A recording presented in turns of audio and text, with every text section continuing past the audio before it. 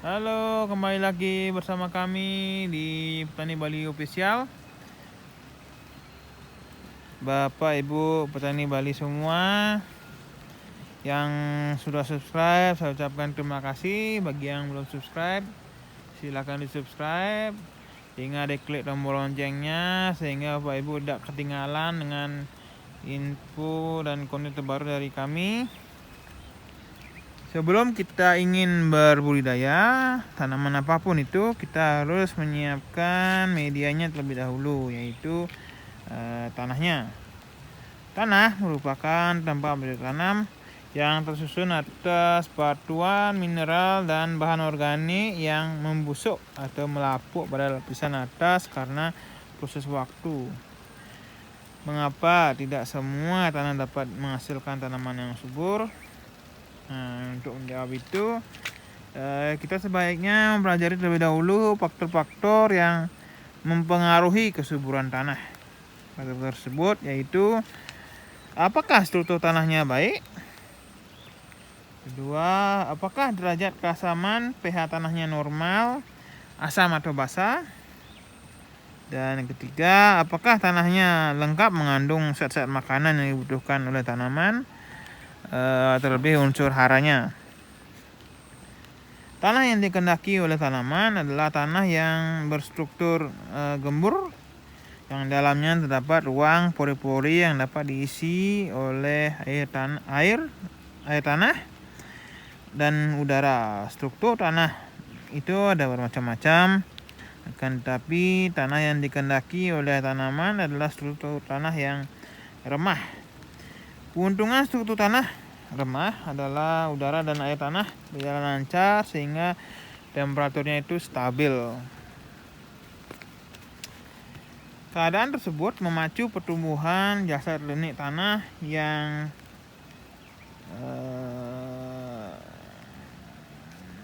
mempunyai peranan penting dalam proses pelapukan bahan organik dalam tanah. Tanah organik sangat dianjurkan untuk diberi pupuk organik supaya dapat memperbaiki struktur tanah.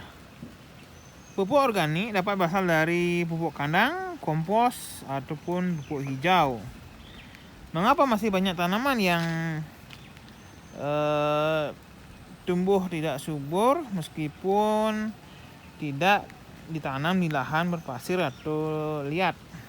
Hal seperti ini sangat sering dikeluhkan oleh petani. Hal ini berkaitan dengan tingkat kesuburan tanah meliputi kandungan unsur hara, derajat keasaman, pH tanah, pengelolaan tanah, dan segi perawatan lainnya. Di dalam kita berbudidaya, kita harus perlu memperhatikan dari keadaan lahan atau tanah itu sendiri. Kenapa? Karena ada tanaman yang tumbuh subur di lahan yang tidak begitu subur, dan ada juga lahannya sangat subur sekali, cuman tanamannya itu tidak tumbuh dengan bagus. Makanya kita perlu mengetahui apa sih fungsi dari unsur hara yang ada di tanah. Telah disebutkan bahwa unsur hara di dalam tanah terbagi dalam beberapa unsur, yaitu unsur hara makro dan mikro. Jika kekurangan unsur hara akan menyebabkan tanaman itu tidak bagus tumbuhnya. Jadi saya jelaskan untuk unsur hara makro, nitrogen. Fungsinya adalah untuk merangsang pertumbuhan secara keseluruhan, khususnya batang, cabang, dan daun. Berperan dalam pembentukan hijau daun yang sangat berguna untuk fotosintesis, membentuk protein, lemak, dan berbagai senyawa organik lainnya.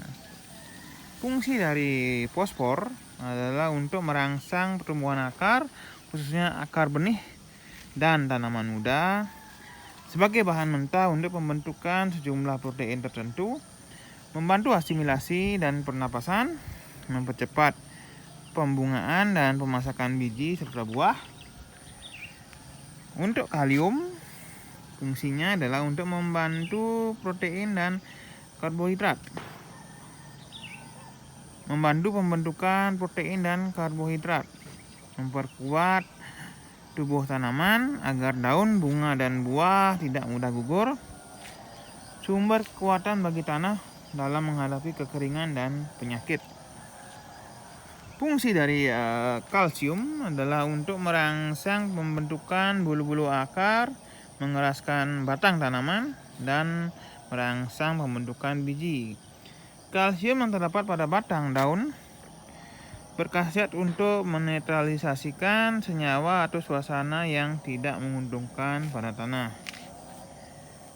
Fungsi dari magnesium adalah untuk berperan dalam pembentukan zat hijau daun, karbohidrat, lemak, dan minyak-minyakan yang dibutuhkan oleh tanaman. Berperan dalam transpirasi fosfat di tanaman. Fungsi dari belerang adalah untuk berperan dalam pembentukan bintil-bintil akar, membantu dalam pertumbuhan anakan. Fungsi dari klor adalah untuk memperbaiki dan meninggikan hasil kering tanaman seperti tembakau, kapas, kentang, dan tanaman sayuran. Fungsi dari besi adalah untuk pernapasan tanaman dan pembentukan hijau daun. Fungsi dari mangan adalah sebagai komponen untuk memperlancar proses asimilasi dan merupakan komponen penting dalam berbagai enzim. Fungsi dari tembaga adalah untuk mendorong pembentukan hijau daun dan dapat menjadi bahan utama dalam berbagai enzim.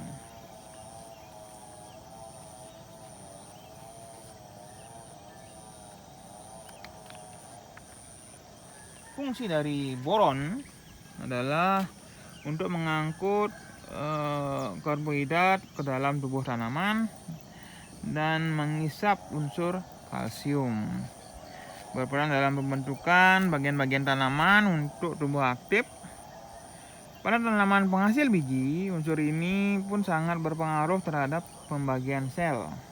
Perannya yang paling nyata adalah dalam menaikkan mutu tanaman sayuran dan tanaman buah.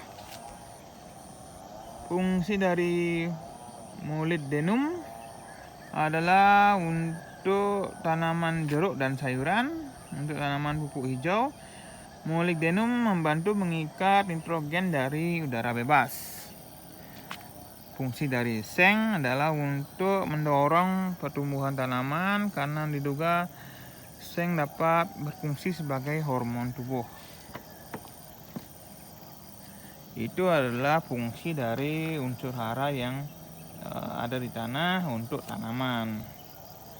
Tapi jika kekurangan unsur hara, apa dampaknya bagi tanaman? Jika kekurangan unsur nitrogen, ini akan berakibat pada tanaman adalah tanaman akan tumbuh kurus dan tersedat-sedat. Daun berubah jadi hijau muda, terutama daun yang sudah tua, lalu berubah menjadi kuning. Selanjutnya daun mengering mulai dari bagian bawah sampai ke atas. Jika tanaman sempat berbuah, buahnya akan tumbuh kerdil, kekuningan, dan cepat matang. Akibat dari kekurangan fosfor adalah seluruh warna daun berubah menjadi tua dan sering tampak mengkilap kemerahan. Tepi daun, cabang, dan batang terdapat warna merah ungu yang lambat laun berubah menjadi kuning.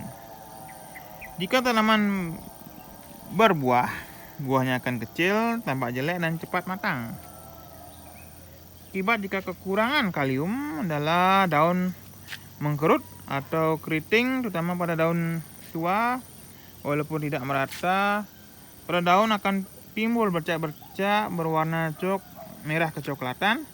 Daun akan mengering lalu mati.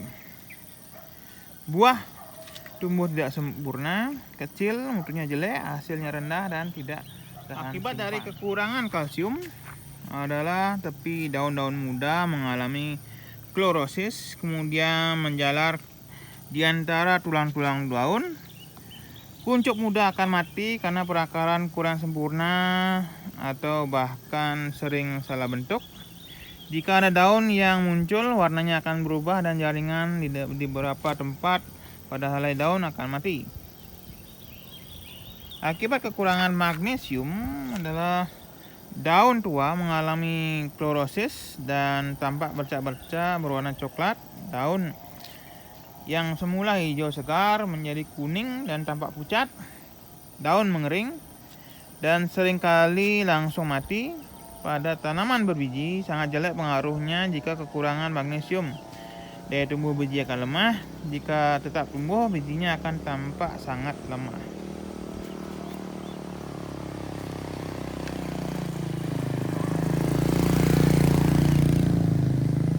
Akibat dari kekurangan mangan adalah pertumbuhan menjadi kerdil, terutama pada tanaman sayuran seperti tomat, seledri, kentang. Gejala tersebut pun akan tampak pada jeruk, tembakau, dan kedelai. Terdapat warna kekuningan merah pada daun. Jaringan daun di beberapa tempat akan mati.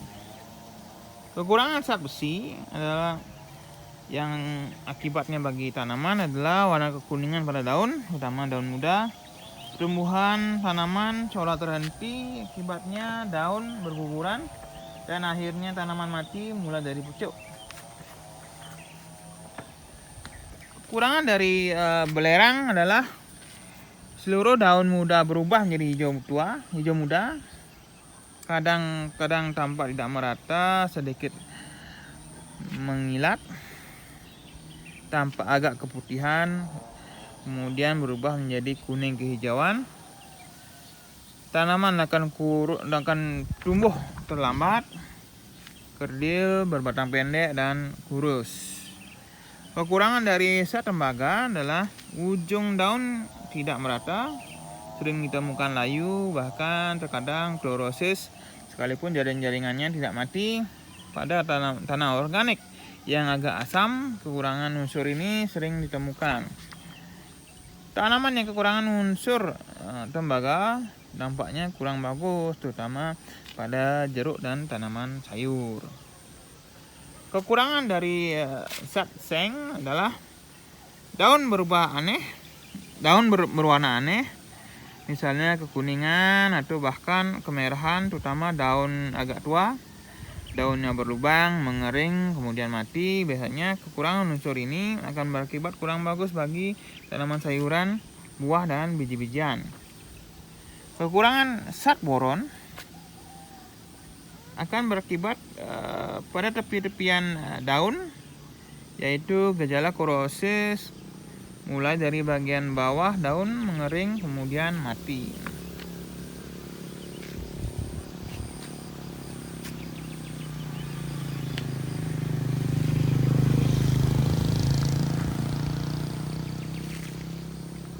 Daun yang baru muncul menjadi kerdil, kuncup mati, dan berwarna hitam. Kekurangan unsur ini bisa menimbulkan penyakit fisiologis, khususnya pada tanaman sayur, tembakau, dan apel. Bahkan pada jagung dapat menyebabkan tongkol menjadi tidak berbiji. Kekurangan zat molybdenum adalah dapat menimbulkan perubahan warna daun, keriput, dan mengering. Pertumbuhannya bisa terhenti, akhirnya tanaman mati. Kekurangan zat klor pada tanah, dampaknya pada tanaman adalah tanaman menjadi tidak produktif, pemasakan buah menjadi lambat, daun menjadi keriput. Selain kandungan unsur hara, kita harus memperhatikan yang namanya pH tanah. pH tanah yang netral adalah berada pada persentase 6,5 hingga 7,8. Nah, pada tingkat ini kandungan unsur hara dan mineral-mineral dalam kondisi optimal. Biasanya sangat cocok digunakan untuk bercocok tanam. Tapi jika tanahnya asam, biasanya dimiliki oleh tanah gabut yang cenderung memiliki kandungan hidrogen, aluminium, dan belerang yang tinggi. Pada kondisi ini biasanya tanaman tidak mampu tumbuh dengan baik karena unsur hara tidak mampu diserap secara optimal oleh tumbuhan. Kondisi ini dapat dinormalkan dengan pemberian kapur dolomit pada lahan. Tapi untuk lahan basah biasanya memiliki kandungan zat kapur yang biasanya terdapat pada daerah pesisir pantai. Selain itu memiliki kandungan ion magnesium, kalsium, kalium, dan natrium lebih tinggi. Kondisi ini tidak baik bagi tanaman. Agar pH tanahnya normal, bisa diberikan sulfur atau belerang atau pemberian kapur gipsum. Selain dua tadi, unsur hara dan pH tanah, sebelum kita berbudidaya kita perlu mengolah dari lahan itu sendiri. Tanah yang padat terutama harus digemburkan, dan tanah yang digemburkan harus dicek dulu pH tanahnya. Jika memang sudah bagus atau belum bagus, dinormalkan dulu, tidak pada kondisi normal, cuma mendekati ke normal, sehingga budidaya apapun yang kita ingin lakukan pada lahan atau tanah bisa berdampak buruk, bisa berdampak baik untuk hasilnya nanti. Karena sering kita ketahui kadang tanah yang subur, tanah yang terlihat subur, unsur haranya terkadang kurang, dan tanah yang terlihat tidak subur kadang-kadang unsur haranya itu sangat lengkap dan mineralnya juga sangat bagus.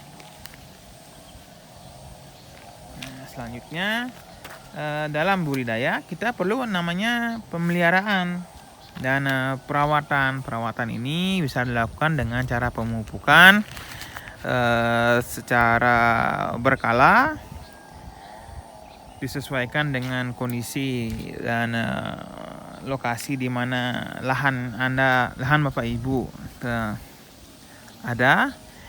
Jika memang memungkinkan bisa sebulan sekali atau 2 bulan sekali, atau ya terserah, tergantung dari jadwal yang Bapak Ibu ingin lakukan.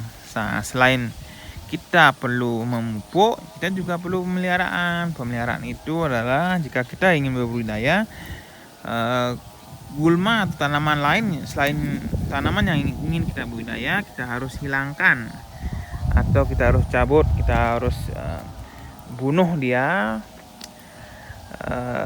Saran saya, kalau ingin membersihkan gulma, kita jangan menggunakan obat kimia, lebih baik kita menggunakan yang manual.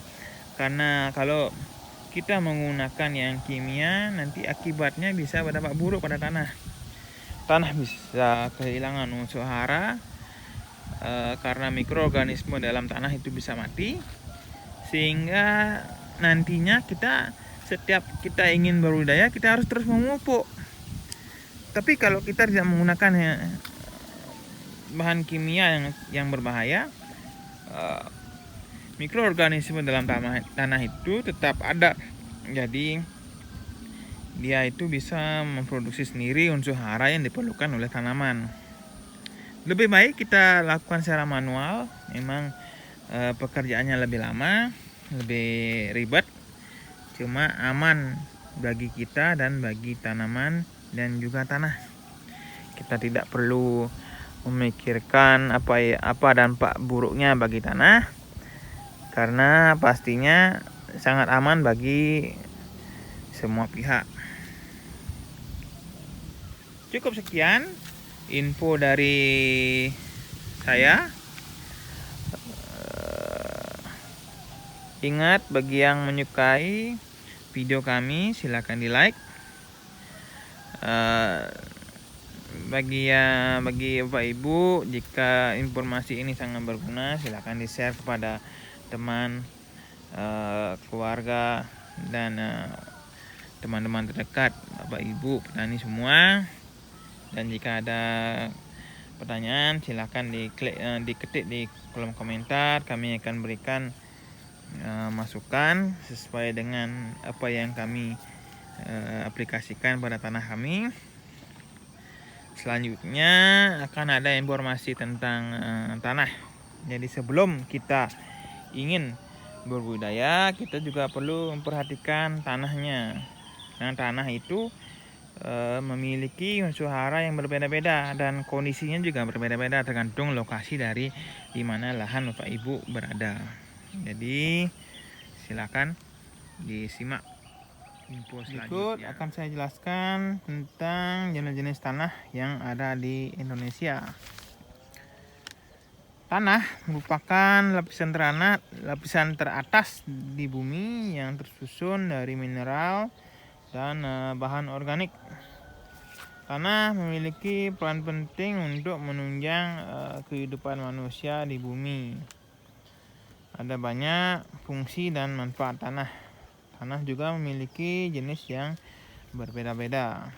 Pertama ada namanya tanah aluvial, merupakan endapan lumpur yang biasanya terbawa aliran sungai, biasanya ditemukan di bagian hilir atau dataran rendah. Warnanya coklat hingga kelabu, sifatnya adalah subur dan cocok untuk pertanian padi, palawija hingga tembakau. Teksturnya lembut dan mudah diolah atau digarap. Ada namanya tanah andosol, merupakan tanah vulkanik dari gunung berapi, warnanya kehitaman,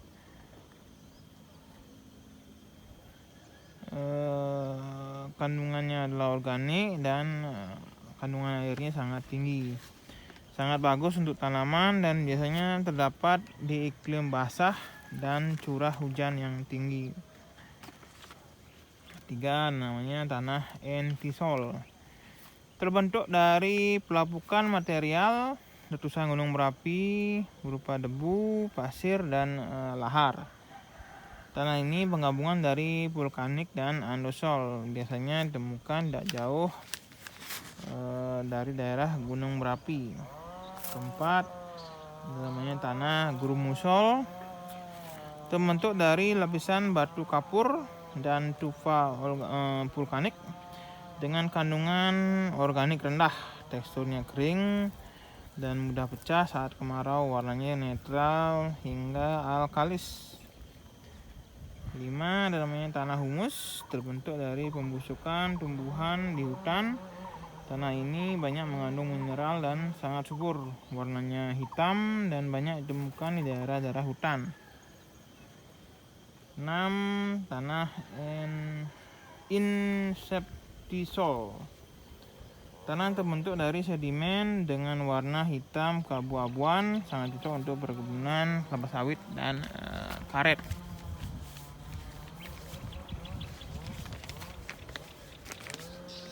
7 namanya tanah laterit, merupakan tanah yang mengandung besi oksida dan aluminium hidroksida, sangat tidak cocok untuk tanaman atau budidaya karena kekurangan unsur hara tanahnya telah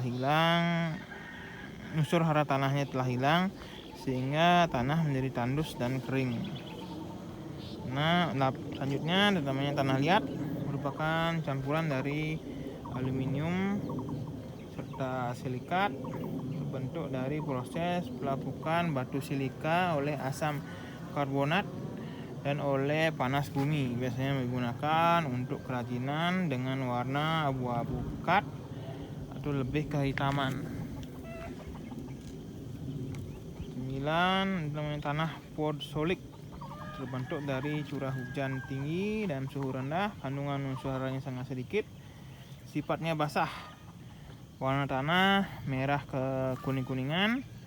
Kandungan organiknya dan mineral itu mudah mengalami pencucian oleh air hujan. 10 adalah tanah podsol, merupakan campuran tekstur mulai dari pasir hingga batuan kecil, tidak memiliki perkembangan profil, warna kuning hingga ke abu-abuan. Selanjutnya tanah pasir, merupakan pelapukan dari batuan pasir, biasanya ditemukan sekitar pantai atau kepulauan. Tanah ini tidak mengandung mineral dan air karena teksturnya sangat rendah. 12 ada namanya tanah padas. Tanahnya keras seperti batuan, kandungan airnya tidak ada, unsur hara sangat rendah dan kandungan organiknya sangat rendah dan hampir tidak ada.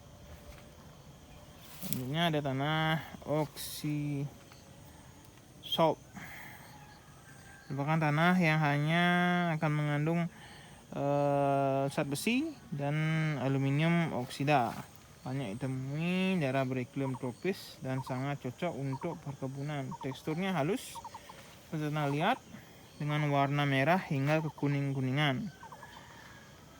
14 ada namanya tanah organosol, merupakan tanah gabut terbentuk dari proses pelapukan bahan organik. Kandungan unsur haranya sangat rendah, kelembabannya juga sangat rendah, bisa ditemukan di daerah iklim basah dan curah hujan yang tinggi. Jadi ini adalah penampakan Gunung Agung yang tertutup oleh kabut atau awan hitam ya, karena kemarin sudah hujan, kemungkinan juga hari ini kemungkinan masih hujan. Cuman kayaknya sih cuma mendung saja dan tidak hujan. Nomor 15 ada tanah mergel, berasal dari tanah kapur tapi telah bercampur dengan bahan lainnya seperti pasir dan tanah liat. Memiliki kandungan mineral dan air banyak, terutama banyak ditemukan di daerah dataran rendah.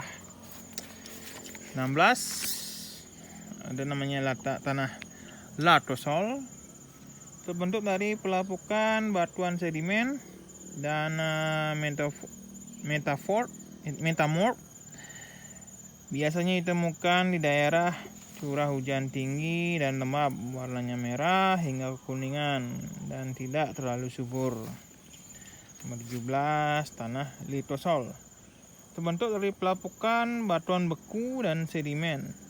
Memiliki butiran kasar seperti kerikil, biasanya ditemukan di daerah dengan curah hujan yang tinggi.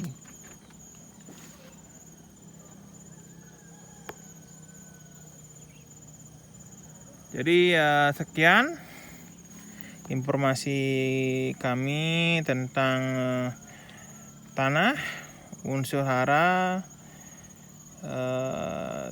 tingkat kesuburan, dan jenis-jenis tanah. Jadi Bapak Ibu yang ingin berbudidaya apapun itu perlu diketahui dulu jenis tanahnya, sehingga sebelum berbudidaya tanahnya juga harus disiapkan untuk gemurnya, untuk kandungan unsur haranya dan tingkat kesuburannya, karena semua itu sangat berkaitan dengan hasil yang nantinya ingin Bapak Ibu dapatkan setelah berbudidaya. Karena tanah itu